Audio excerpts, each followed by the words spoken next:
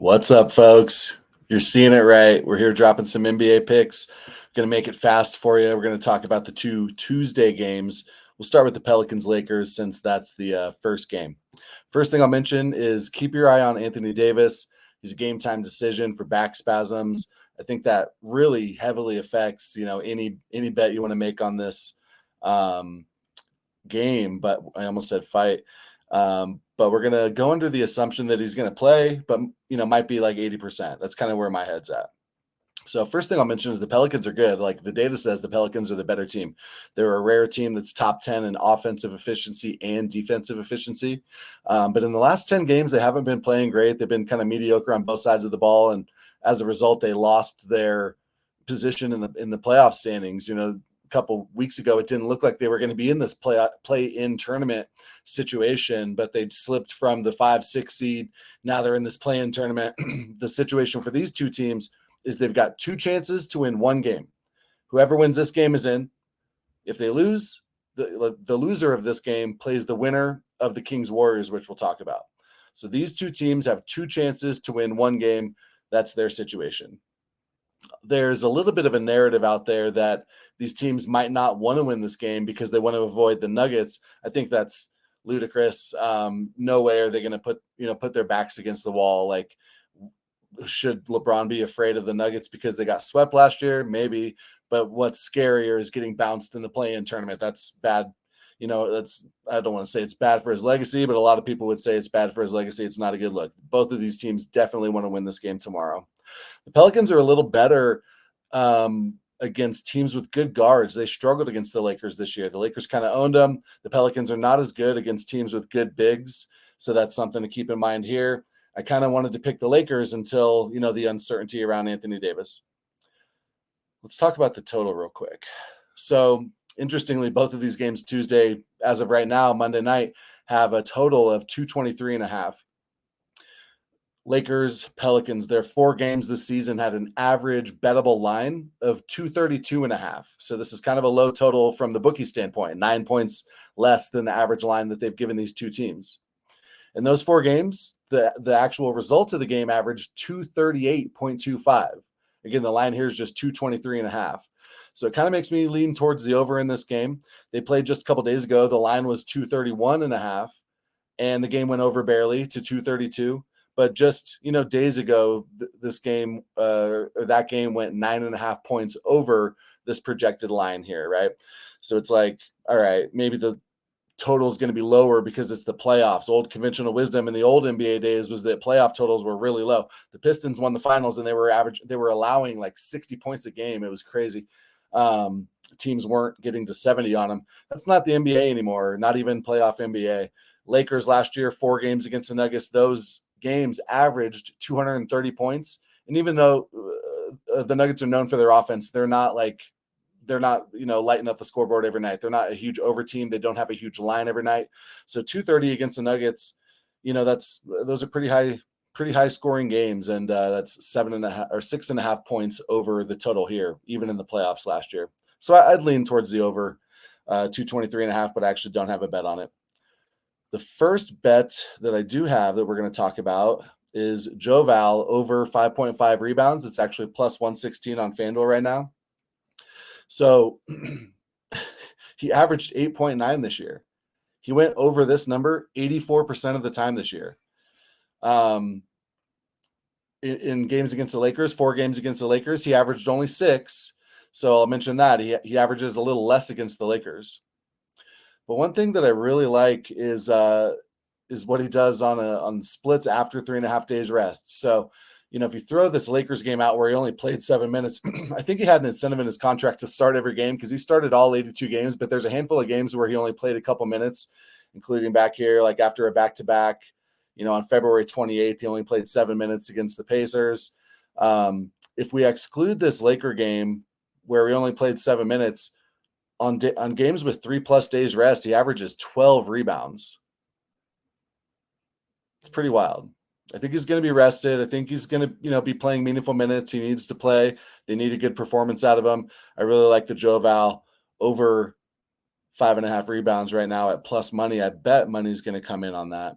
He actually rested, quite a bit in his last 10 games. He had 4 minutes here against the Suns, 7 minutes against the Lakers, but still across his last 10 games, he averaged 6.3 rebounds.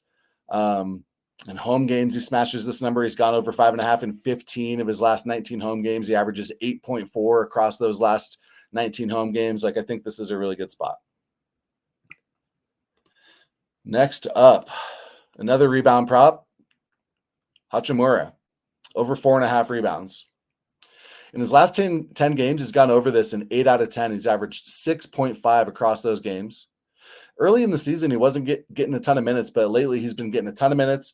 I actually also like his points prop over 12.5 on DraftKings. He's gone over that in 15 of the last 20, 8 of the last 10. I really like the rebounds one, though, especially if Davis is injured. Rui could get like 10 rebounds, literally. So I really like that one. Last one, kind of just, there's the data actually doesn't really support this one. He's gone over this in his last 3 games. LeBron's gone over 26.5 points in his last 3 games. If Davis is out, LeBron's really going to have to get even more touches. But really, this bet for me, more than anything, it's just assuming that LeBron's going to take over because it's playoff time. I think he's going to go to the hole a lot, going to have the ball in his hands a lot. And so the data doesn't necessarily love the LeBron over, but I think because it's playoff time, he's going to step it up. You can see, he just went over 3 games in a row, but 3 games before that, he went under. But I just think he's going to step it up. All right, let's move on to the Warriors Kings here. I'll mention that the data loves the Warriors to cover the -2.5. The Kings aren't playing great lately. They lost 7 of their last 11. The Warriors are 6-1 in their last 7 road games. The Warriors are also covering monsters in those road games. They're 15-6 against the spread in their last 21 road games.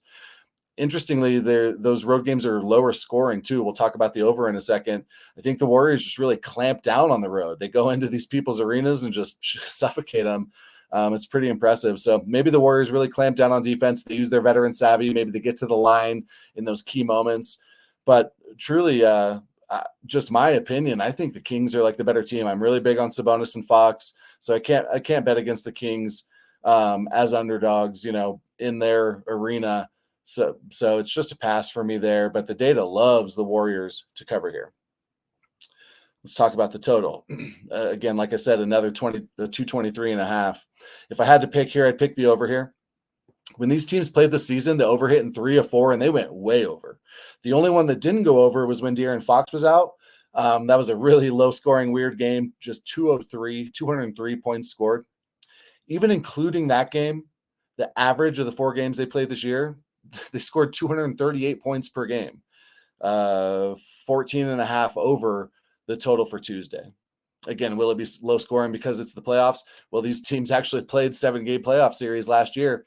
The over only hit in 3, the over in those games, and also the over 223.5. Tuesday's line only hit in 3, but when they were going over, they were going way over. The average points per game in that series was 229.5, 6 points more than the line for Tuesday.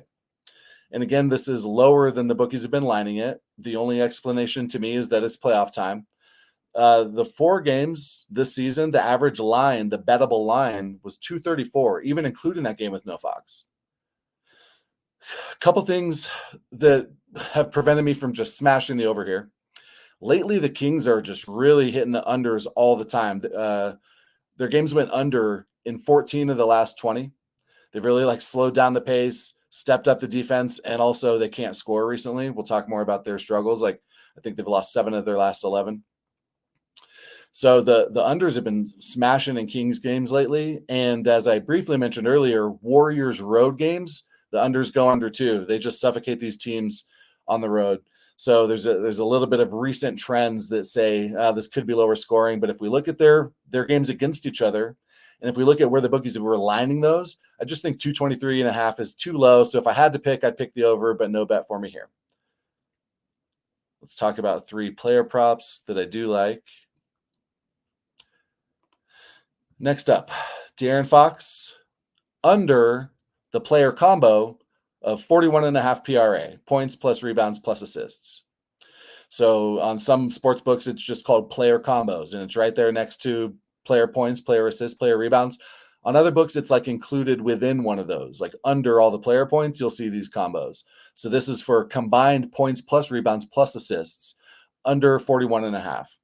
He's gone under this in 9 of their last 11. He's averaging 35 PRA across that span. That's 6.5 lower than the line. Across the last 20 games, he's gone under 14 times, and he's gone way under a couple times, 26, 28, 28, 29, 29, 30, 30. And he's not smashing the over when he goes over. The highest he's gone is just 47, just 5.5 over the 41.5 line. And the bookies expect a rather low scoring game, only 23.5, much lower than they typically project these teams to play. I think the under is a really good spot here for Fox, even though I really like him. Is he going to step up because it's playoff time? We've seen some of that. We've seen some clutch moments from him, but last year in that 7-game series, the under 41.5 hit 4 out of 7 times. He did put up 52 PRA in one of those games, so he really lit it up. But the under still hit in that 7-game series where he played great. You remember that was close. The Kings made it close. The under 41.5 still hit 4 times in that playoff series. So really liking this, especially with the Kings' offensive struggles in the last month and a half or so. Next one, Jonathan Kuminga. Let's see here. Over 13.5 points. Now, last game was a really weird game. He actually got the start for Draymond and still couldn't score. It was kind of strange. He actually set his season high for assists, though. So he was out there making plays, trying to contribute in other ways, not pressing the shot because it wasn't falling for him. So he had 7 assists. I know Steve Kerr's got to like that. Could we see the rotation shorten and have him get fewer minutes here? That's a smart thing to consider. He's just been playing so good for them, like the whole second half of the season. And some games he's like their best player. He led the team in scoring many times. So I think he's going to get lots of minutes. I think he's going to have a bounce back spot here after the offensive struggles last game. I like the over 13.5. And if you have a player combo of points plus assists, his rebounds are really up and down. I wouldn't touch his rebounds, but his points plus assists is only 2 higher. It's 15.5. So I like that. In his last 20 games, he's averaging 4.9 potential assists. So if people just hit those at 50%, he's getting 2.5 assists a game. I think he's very live to get 2 assists here and contribute towards that over 15.5 PA, points plus assists. But he's just been playing so good the second half of the season. I think we see a big bounce back spot for him. The last one I didn't bet. It's a little bit of a weird one. And it's kind of just based on the total, I guess. But it's Curry under 39.5 PRA. The data loves this. His under prop is hit 58% all year long, and it's hit 7 of the last 10 games. In the 3 out of the last 10 that went over, he barely went over. And the 4 where he went under, he went way under. We've seen offensive struggles from Steph in the past as well. Like even when they were winning the finals, he wasn't winning the finals MVP because he wasn't scoring like he normally does. Like we've seen a long track record of Steph struggling in the playoffs, which is so wild for such for a guy with such a champion pedigree, right? I think this could be a little higher scoring than the 223.5. And so for that reason, I'm a little scared off this under. But the data loves the Steph Curry under 39.5. I'm kind of torn on it. That's all I got. Hope it's helpful. Gosh, I'm so excited for NBA playoffs. Enjoy it, everybody.